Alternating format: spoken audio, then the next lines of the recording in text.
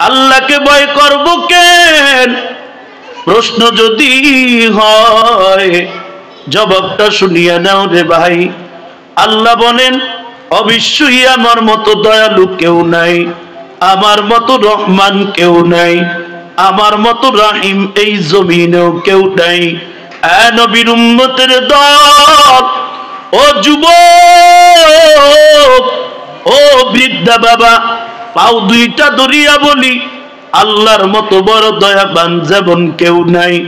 আল্লাহ বলেন আমি আল্লাহ অতি দয়ালু, আমি যেমন রহমান, আমি যেমন বড়, আমার দয়া যেমন বড়, আমি আল্লাহর আযাব আর গজব বড়, আযাব আর গজব অনেক বড়। এই জন্য আল্লাহ বলেন আমি আল্লাহকে ভয় পাওয়ার বাহ্যিক অর্থ হলো আমি আল্লাহ যদিও ভয়ঙ্কর না, কিন্তু আমি আল্লাহর আযাব আর গজব বড় ভয়ঙ্কর।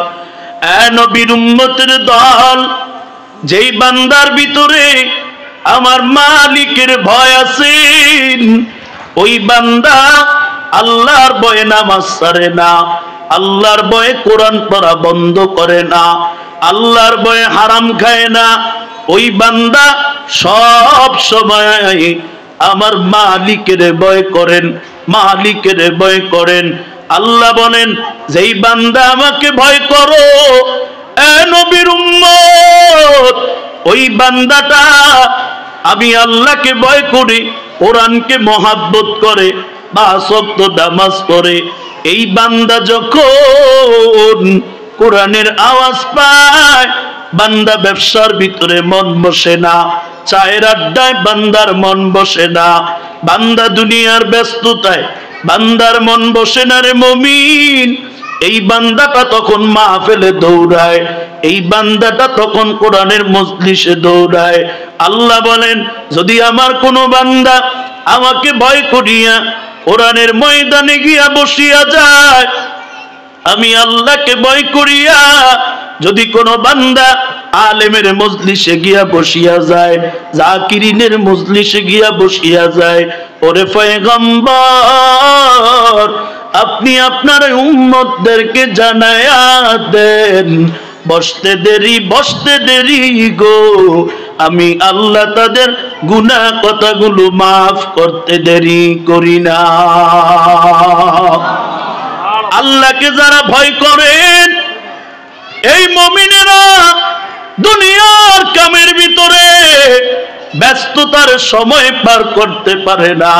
যখন এই বান্দাগুলোর কানের ভিতরে কোরআনের আওয়াজ যায়, বান্দাগুলো তখন ওই কোরআনের প্রেম নিয়ে বান্দাগুলো দৌড়ায়। যখন শোনে এই বান্দাগুলোর ইসলাম নিয়ে কেউ কথা কয়, বান্দাগুলো ঘরে বসে থাকতে পারে না। যখন শোনে ফ্রান্সের জমিনে আমার নবীরে ব্যঙ্গচিত্র করে, নবীর আশিক উম্মতেরা জমিনের ভিতরে ঘরে বসে থাকতে পারে না। যখন শোনে বার্মায় আমার মুসলমান ভাই, ওই মুসলমান ভাইয়ের উপরে আক্রমণ করে, তখন আর আল্লাহর বান্দাগুলো ঘরে বসে থাকতে পারে না। মানুষ তাদেরকে যাহাই বলুক না কেন, তারা তখন জমিনের ভিতরে দৌড়ায়, রাস্তার ভিতরে দৌড়ায়, আর স্লোগান দিয়া বলেন এই জমিন কোন বেঈমান খ্রিস্টান ইহুদি নাসারার জমিন না, এই জমিন আমার আল্লাহর। এই জমিনের ভিতরে আল্লাহর হুকুম চলবে, কোরআনের আইন চলবে, নবীর আদর্শ জমিনে চলবে। যদি কেউ নবীকে আবায়াত করিয়া, ইসলামকে আবায়াত করিয়া, কোরআনকে আবায়াত করিয়া যদি কেউ জমিনের ভিতরে থাকতে চায়, আমাদের কোনো নিষেধ নাই। কিন্তু যখন দেখব এই বাংলার জমিনে কোন বেঈমান আমার নবীরে নিয়ে কথা কয়, কোন বেঈমান আমার ইসলাম নিয়ে কথা কয়, যখন দেখে কোন বেঈমান কোরআন নিয়ে কথা কয়, যখন দেখে কোন বেঈমান আমার আল্লাহকে নিয়ে কথা কয়, তখন কোন মুসলমান ঘরে বসে থাকতে পারে না। পাঁচ বাবার পাঁচ সন্তান পাঁচ দিকে এলোমেলো হয়ে ছড়ায়া ছিটায়া থাকে। যখন বাবার উপরে কেউ আক্রমণ করে, তখন পাঁচ সন্তান বাবার সামনে গিয়া দাঁড়ায়া যায়, খবরদার, মারলে আমারে মার, কিন্তু আমার বাবার গায়ে হাত দিতে পারবি না, আমার বাবার উপরে আক্রমণ করতে পারবি না। কে আমলিক করো, কে বিএনপি করো, কে জাসদ করো, কে বাসদ করো, কে সরমনাই করো, কে হেফাজত করো, কে জামাত করো, তখন দেখার কোনো সময় নাই। যদি এই জমিনের ভিতরে কোন বেঈমান, কোন ইহুদি, কোন খ্রিস্টান নাসারা আমার নবীরে নিয়ে কথা কয়, কোরআন নিয়ে কথা কয়, ইসলাম নিয়ে কথা কয়, তখন মুসলমান ঘরে বসে থাকতে পারে না। ঠিক কিনা গো?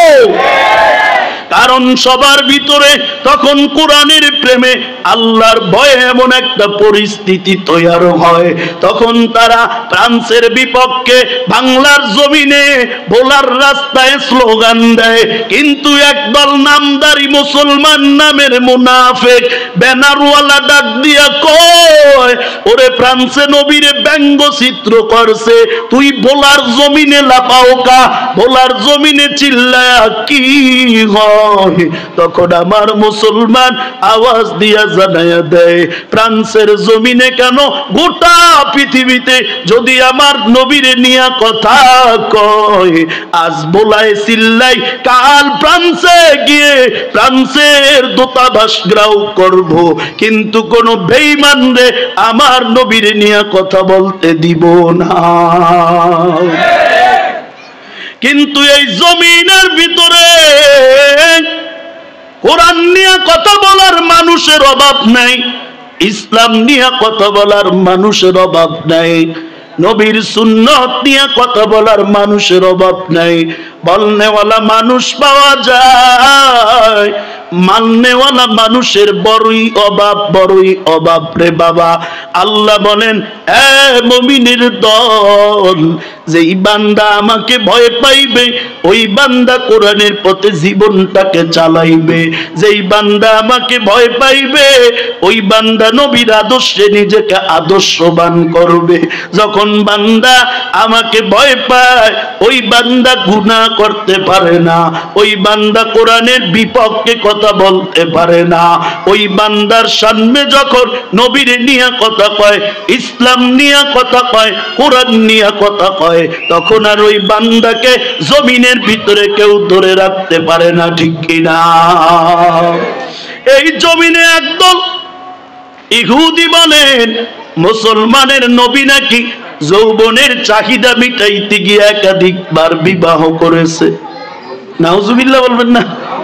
মুসলমানের নবী বড় জালেম, মুসলমানের নবীর দাড়িগুলো ছাগলের দাড়ির মতো দেখা যায়, এমন করে ব্যঙ্গচিত্র করে কথা বলে। বলে মুসলমানের নবী বড় জালেম, মুসলমানের আল্লাহ বড় জালেম, মুসলমানের নবী বড় দুশ্চরিত্রা। বলেন নাউজুবিল্লাহ। নাউজুবিল্লাহ বললেই তো আর মুসলমানের নবীর উম্মতের হক আদায় হবে না, হবে না। ঘরের থেকে বিদায় নাও, বাড়ির থেকে বিদায় নাও, বিবির থেকে বিদায় নাও, আর বলো রে ও বিবি, যেই জমিনের ভিতরে বেঈমানেরা আমার নবীরে নিয়ে কথা বলে, কোরআন নিয়ে কথা বলে, যতক্ষণ পর্যন্ত এই জমিনের ভিতরে বেঈমানের বিপক্ষে সংসদে ফাঁসির আইন চালু না হবে, ততক্ষণ পর্যন্ত মুসলমানেরা ঘরে ফিরে যাব না। কে চালু করবে আইন?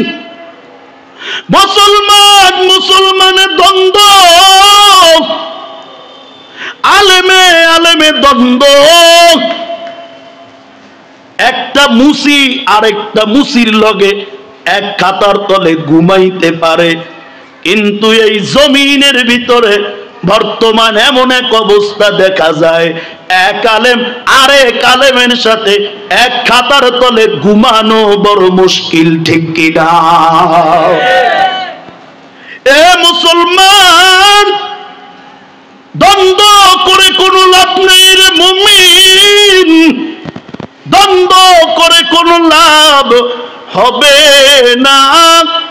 মুসলমান মুসলমান যদি দ্বন্দ্ব করো, বেঈমানরা আনন্দ ভোগ করে মিষ্টি পান করে বলে মুসলমানের সাথে দ্বন্দ্ব লাগাইয়া দিছি।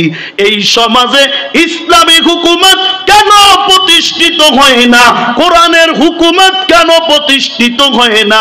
আল্লাহর হুকুম জমিনে ইসলামে কোরআনে কেন প্রতিষ্ঠিত হয় না? তার সবচাইতে বড় কারণ হলো এক আলেমে আরেক আলেমের হিংসা করা, এক মুসলমান ভাই আরেক মুসলমান ভাইয়ের হিংসা করা, ঠিক কিনা?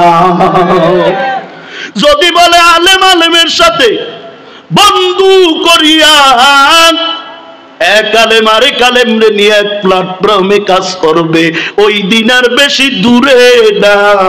আমার এই বাংলার জমিনটা হবে কোরআনের জমিন, সংসদটা হবে কোরআনের সংসদ, জমিনে আইন চলবে ইসলামের, আদর্শ চলবে ওই মদিনাওয়ালা নবীর, হুকুম চলবে একমাত্র কার? আরো জোরে আওয়াজ দিয়ে কৌকার,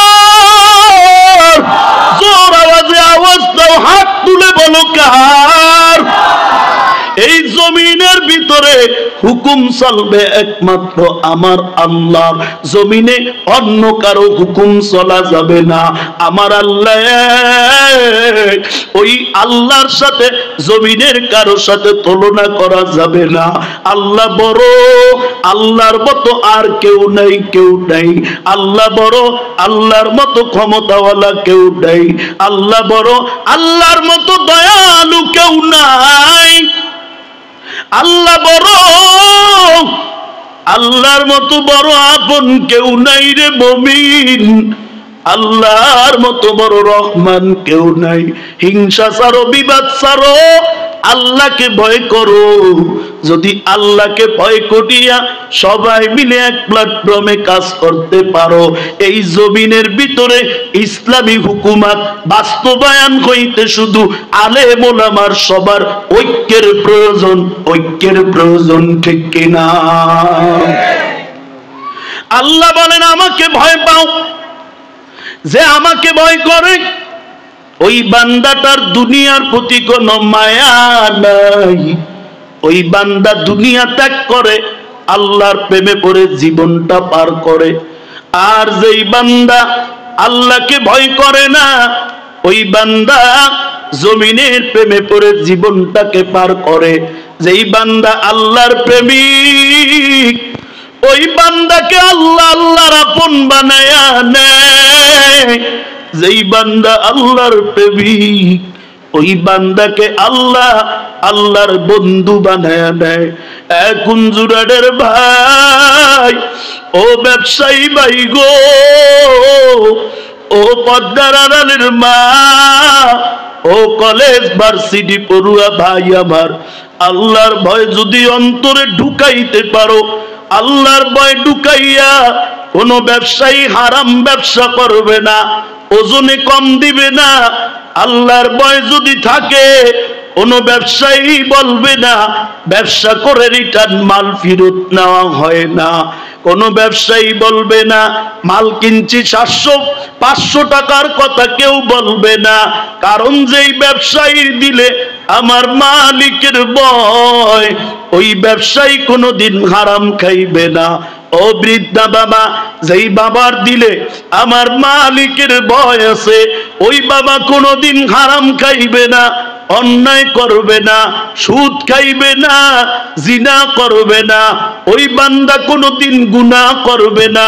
আল্লাহ বলেন ইয়া আইয়ুহাল্লাযীনা আমানুত্তাকুল্লাহ, হে ঈমানদারেরা তোমরা আমি আল্লাহকে ভয় পাও, হাক্কা তুকাতিহি, ভয় পাওয়ার মতো পাও, কিন্তু জমিনের ভিতরে দেখা যায় একদল আল্লাহকে ভয় পায়। কেমন ভয় পায়? বলে দিনের বেলা একরকম, রাতের বেলা আরেক রকম। আল্লাহ বলে না না, জমিনের ভেজালওয়ালা ভয় পাইলে হবে না, আমি আল্লাহকে পরিপূর্ণ ভয় পাও, যেই ভয়ের ভিতরে কোনো ভেজাল থাকতে পারে না রে বাবা। এমন ভয় আল্লাহকে পাওয়ার কথা আল্লাহ জানায় দেন, যেই ভয়ের ভিতরে কোনো ভেজাল থাকবে না, যেই ভয় হবে পিওর ভয়, ভেজাল মুক্ত ভয়, যেই ভয়ের ভিতরে কোনো ভেজাল থাকবে না। দিনের বেলা যেমন ভয় পাইবা, রাতের বেলাও তেমন ভয় পাইবা। আল্লাহকে সব সময় একই রকম ভয় করার কথা বললেন কে? জোর আওয়াজে বলেন কে? আল্লাহ বলেন আমি আল্লাহকে ভয় পাও, তার মানে হলো আল্লাহকে ভয় পাওয়ার কথা আল্লাহ বললেন, কিন্তু আল্লাহ ভয়ঙ্কর না, আল্লাহর আযাব আর গজব বড় ভয়ঙ্কর। এ মুমিনের দল, আল্লাহর বানানো জাহান্নামের আগুন, ওই আগুনটা বড় ভয়ঙ্কর। আল্লাহর পাঠানো কবরের ওই সাপগুলো বড় বিষাক্ত, বড় ভয়ঙ্কর। ওই কবরের অন্ধ ফেরেশতার চাপ বড় ভয়ঙ্কর। ওই কবরের হাতুড়ির বাড়ি বড় ভয়ঙ্কর। ওই কবরের দুই পাশের মাটির চাপ বড় ভয়ঙ্কর রে বাবা। এই জন্য আল্লাহ বলেন আমার আযাবের ভয় পাও, কিন্তু ভয় করার মতো ভয় পাও। ভেজালওয়ালা ভয় করলে হবে না। দুনিয়ার প্রত্যেকটা ভয়ের ভিতরে ভেজাল আছে। সন্তান বাবাকে ভয় পায়, আসলে বাবাকে ভয় পাওয়ার কোনো কারণ নাই। কারণ যদি তালাশ করো, একটাই কারণ কেন ভয় পায়। ওই ভয়টা পাওয়ার কারণ হলো বাবা ভয়ের কারণ না, বাবার হাতের বেতের লাঠিটাকে ভয় পায়। জনগণ পুলিশকে ভয় পায়, পুলিশও তো আমার মতো মানুষ, কেন তাকে ভয় পাওয়া লাগবে? বলে ভয় পাওয়ার কারণ হলো পুলিশ ভয়ঙ্কর না, কিন্তু পুলিশের মামলা হামলা বড় ভয়ঙ্কর, ঠিক কিনা? আল্লাহ বলেন আমারে ভয় করো, ভেজাল মুক্ত ভয় করো, ভেজালওয়ালা ভয় করা যাবে না। আমি আল্লাহকে ভয় করবি, আবার মাজারে গিয়া সেজদা করবি, লাভ হবে না। আমি আল্লাহকে ভয় করবি, আবার বলবি মাজারে গিয়া আব্বা ও মাজারের বাবা আমাকে ছেলে দাও, মেয়ে দাও, এই ভয় করলে কোনো লাভ হবে না। আল্লাহ বলেন পরিপূর্ণ ভয় কর, হাক্কা তুকাতিহি, ভয় করার মতো ভয় কর। আল্লাহকে যদি ভয় করে ওই বান্দা গুনাহ করতে পারে না, অন্যায় করতে পারে না, অবিচার করতে পারে না, জুলুম করতে পারে না, বিচার করে বিচারের টাকা খাইতে পারে না, গরিবের উপরে আক্রমণ করতে পারে না। ওই বান্দা অন্যায়ভাবে আরেকজনের উপরে আঘাত করতে পারে না, কথা দিয়েও কষ্ট দিতে পারে না, হাত দিয়েও কষ্ট দিতে পারে না। ওই বান্দা পশু পাখি দিয়েও কষ্ট দিতে পারে না। যেই বান্দাটা আমার মালিকের ভয় পায়, ওই বান্দাটা অন্যায় যদি করিয়াও ফেলে, আল্লাহ গো তুমি ছাড়া আমাকে ক্ষমা করার কেউ নাই, কেউ নাই। আল্লাহ বলেন বান্দা তুই যখন ভুল করিয়া অন্যায় করিয়া আমি মালিকের কাছে ফিরিয়া আসো, আমি আল্লাহ তাআলা তোমার অন্যায়টাকে দেখি না, তোমার ভুলটাকে দেখি না। আমি আল্লাহ তোমার অন্যায়গুলো ক্ষমা করিয়া তোমাকে আমার কুদরতি বুকের ভিতরে ঢুকায় নেই। এ বান্দা অন্যায় করিয়া ফেলেছো, ভুল করিয়া ফেলেছো, আল্লাহর কাছে কেমনে ক্ষমা চাইবা? অন্যায় করে ফেলেছো, আল্লাহর কাছে কেমনে ক্ষমা চাইবা? দুইটা মাধ্যমে ক্ষমা চাও, দুইটা মাধ্যমে সাহায্য চাও। আল্লাহ বলেন ওয়াস্তাঈনু বিসসবরি ওয়াসসালাহ, উত্তম সবর করো, সালাত আদায় করো। অনেকে বিপদে পড়ে অন্যের কাছে গিয়া হাত পাতে, আছে না নাই? নাই? কথা বলেন। অনেকে বিপদে পড়ে অন্যের কাছে গিয়া হাত পাতে না রে বাবা, না না। আল্লাহ বলেন বিপদ দেখছো, আমি মালিকের কাছে হাত পাতো, আমি মালিকের কাছে সাহায্য চাও। কেমনে সাহায্য চাইবা? সবর করো, সালাত আদায় করো, উত্তম সবর। আল্লাহ খাওয়ায়, আল্লাহ পালে, আল্লাহ চালায়, আল্লাহ ছাড়া কেউ নাই, কেউ নাই, কেউ নাই।